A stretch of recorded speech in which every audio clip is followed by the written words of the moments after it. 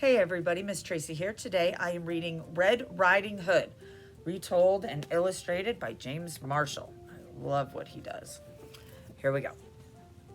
A long time ago, in a simple cottage beside the deep, dark woods, there lived a pretty child called Red Riding Hood. She was kind and considerate, and everybody loved her. One afternoon, Red Riding Hood's mother called to her. Granny isn't feeling up to snuff today, she said, so I've baked her favorite custard as a little surprise. Be a good girl and take it to her, will you? Red Riding Hood was delighted. She loved going to Granny's, even though it meant crossing the deep, dark woods. When the custard had cooled, Red Riding Hood's mother wrapped it up and put it in a basket.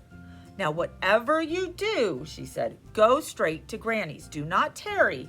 And do not speak to any strangers. Yes, Mama, said Red Riding Hood. Before too long, she was in the deepest part of the woods. Oh, she said, this is scary. Suddenly, a large wolf appeared. Good afternoon, my dear, he said. Care to stop for a little chat? Oh, gracious me, said Red Riding Hood. Mama said not to speak to any strangers. But the wolf had such charming manners. And where are you going, sweet thing? He said. I'm on my way to visit Granny, who lives in the pretty yellow house on the other side of the woods, said Red Riding Hood. She's feeling poorly, and I'm taking her a surprise. You don't say, said the wolf. Just then, he had a delightful idea. No reason why I can't eat them both, he thought. Allow me to escort you, he said. You never know what might be lurking about. You are too kind, said Red Riding Hood. Beyond the forest, they came to a patch of sunflowers. Why not pick a few, suggested the wolf. Grannies love flowers, you know. But while Red Riding Hood was picking a pretty bouquet, the clever wolf hurried on ahead to Granny's house. Who is it? Called out Granny. It is I, your delicious, darling granddaughter, said the wolf in a high voice. Oh, the door is unlocked, said Granny. Surprise, called the wolf.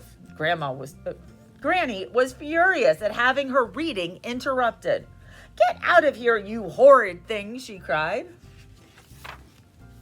But the wolf gobbled her right up. He didn't even bother to chew. Tasty, he said, patting his belly. So tasty. Just then he heard footsteps on the garden path. Here comes dessert. And losing no time, he put on Granny's cap and glasses, jumped into bed, and pulled up the covers. Who is it? He called out in his sweetest Granny voice. It is I, your little granddaughter, said Red Riding Hood. The door is unlocked, said the wolf.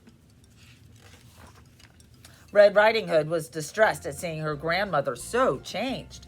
Why, Granny, she said, what big eyes you have. The better to see you with, my dear. And Granny, what long arms you have.